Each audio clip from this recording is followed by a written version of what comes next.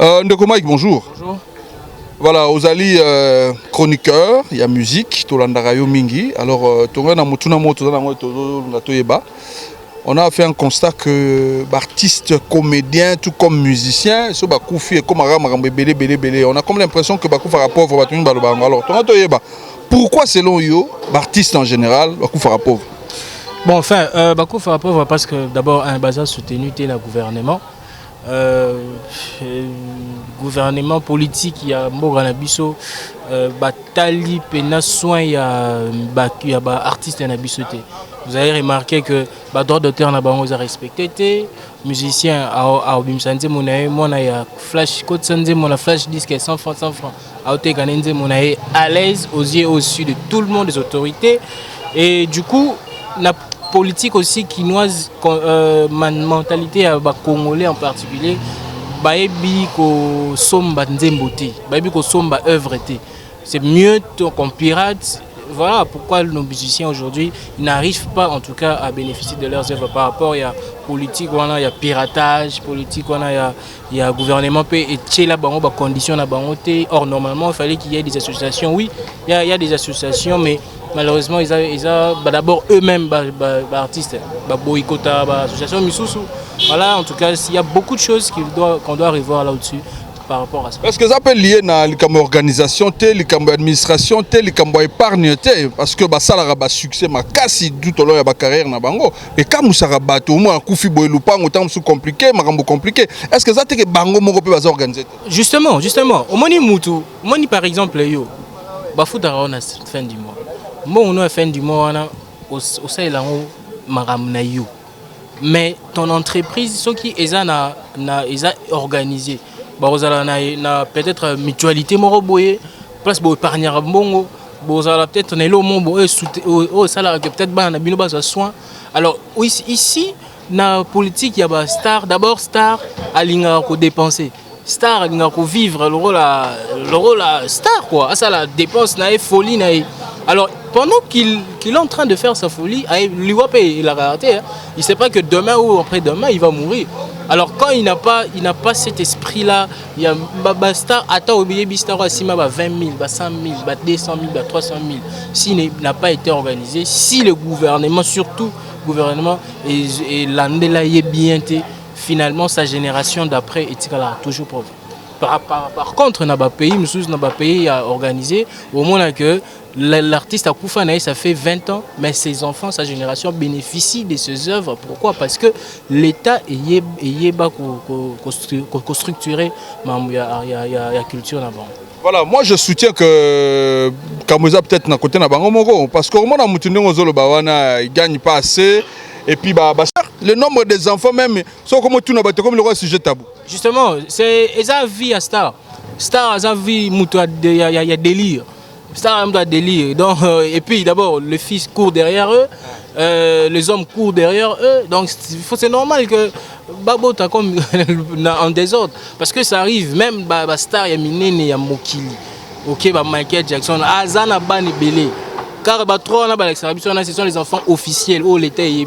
Le reste, Azan la famille, Azan la bleu rebelle, Johnny Hallyday. Donc tout c'est la folie de Star. Mais c'est non que le côté organisationnel aussi, ça dépend aussi de l'éducation. Il y a quelqu'un peut-être Azan est bien éduqué, Ayebi s'organiser, ça dépend aussi de la responsabilité. Il peut bien faire des délires, mais après il s'organise. Il y a Mbote. Mbote tata. Voilà, pourquoi souvent l'artiste na biso bakufaka pauvre, l'artiste en général, comédien, musicien, plasticien, nini tout, tu remarques que bakufaka pauvre. Selon Yegoza Poani.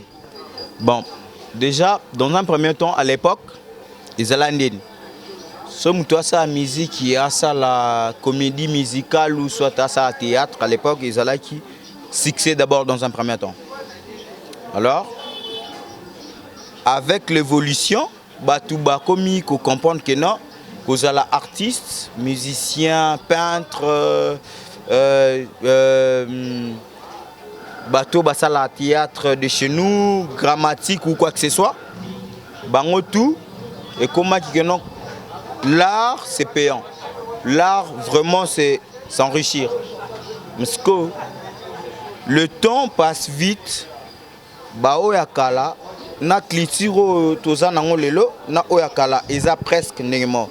Mais heureusement, ba comprendre, ba révolutionner mamouya art bazali. C'est comme par exemple nako tanga génération wenge. Vu il y a eu des divisions quoi que ce soit, ben tu comprenais qui bango. Bah JB, bah Wera et tout ça, on a eu une autre génération comme par exemple bah Fali Poupa, bah Ferregola, bah Masana Bango Mosusu, bah Céléo, bah Bill et tout ça. J'ai vu une génération révoltante. Oh bah Linga Pena qui non, que ça musique. Quand on fait la musique, c'est avoir l'argent. Alors pour nous soba liwe comme li bango maman Oliva Sunga mikolo comme maman Denise pour nous faut ba la ba konti bango ba s'organiser. Non, particularité zali. Alors, ils ont la génération où on a eu autant 4e ou 3e génération. Baza batu ou baza capable ba capacité ba faculté mon boya ya ko se prendre en charge en fait. Mais et le ko ezamoko gouvernement nabiso ou soit ministre nabiso ya culture et art. Après ça, bango, ce qu'on appelle Sensa, je crois bien. Ils ont la place, ils ont l'artiste, Fouta Bango par rapport à Sokoda. Merci pour. Excusez-moi, vraiment, je suis loin par rapport à cette politique. Bon, Sokoda et Fouta Bango.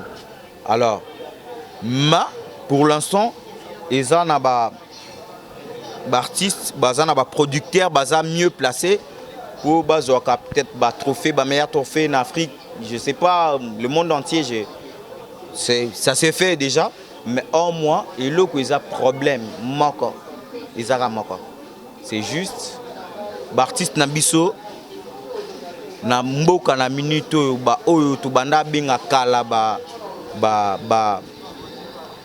producteur ou soit mourir de la bonne musique, bana produire bango bazali souté. Bon mon frère, tout ça les constat que l'artiste okufa pauvre mingi. Yo pona yo poni artiste na biso ya comédie ya musique bakufa pauvre pona ni.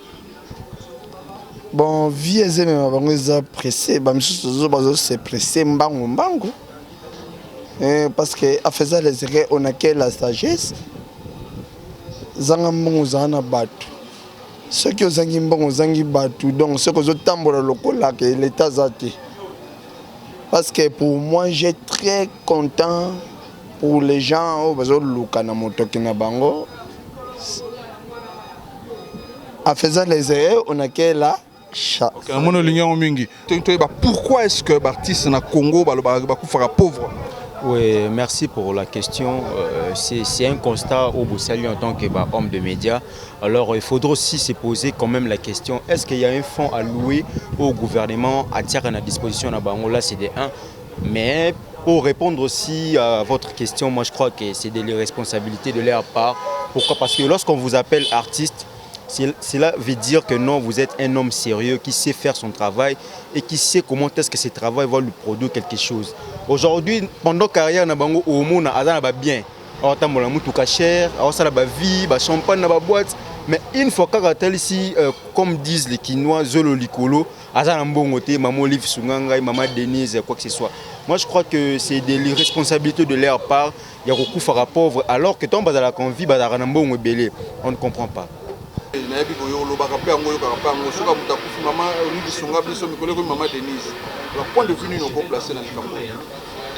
Justement, c'est juste pour l'accès que il y a un manque d'organisation au niveau de notre ministère de la Culture et Arts, manque de prise en charge de nos artistes sur tout le plan. Aujourd'hui même, j'ai même appris qu'il y aurait un artiste vieux déjà qui est mort, qui était déjà mort. Ça va bientôt faire, je compare d'un mois, 1 mois et demi. Son corps traînerait encore à la morgue. Je crois que c'est la... Oui. Alors, c'est lui que nous appelons tous, c'est Kekwafikine, voilà, qui est encore à la morgue parce qu'il n'y a pas de moyens.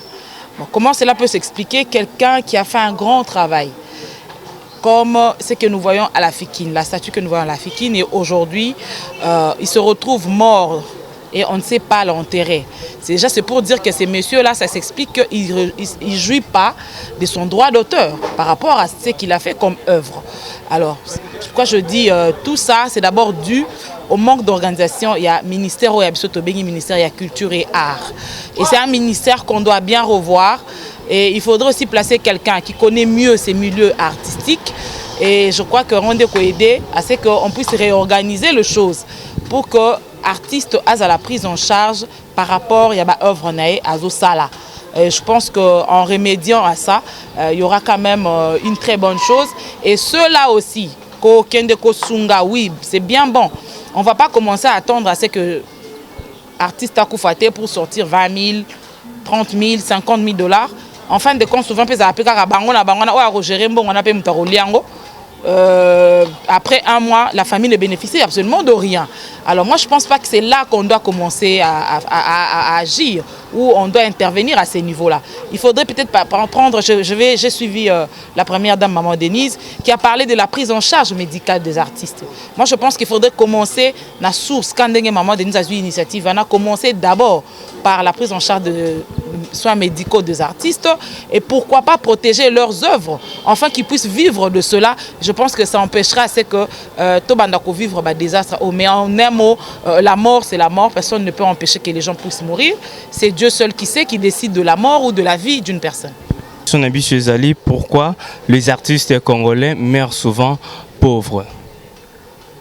Bon, question et ça surtout artistes na biso ebele oya ba jeune oya bazoya pesika na monde ngo bazwa vie na bango vraiment au sérieux et puis bazo sala yango na objectif te tant sous bakendeka poto tant sous ba mona bango bazala reconnu mais bazo sala yango avec objectif te yango na ba oyo ba meka kozwa musala yango na importance bazo se retrouver oyo bayelaka po bamona bango baza reconnu vraiment te puis bazo kufa pauvre.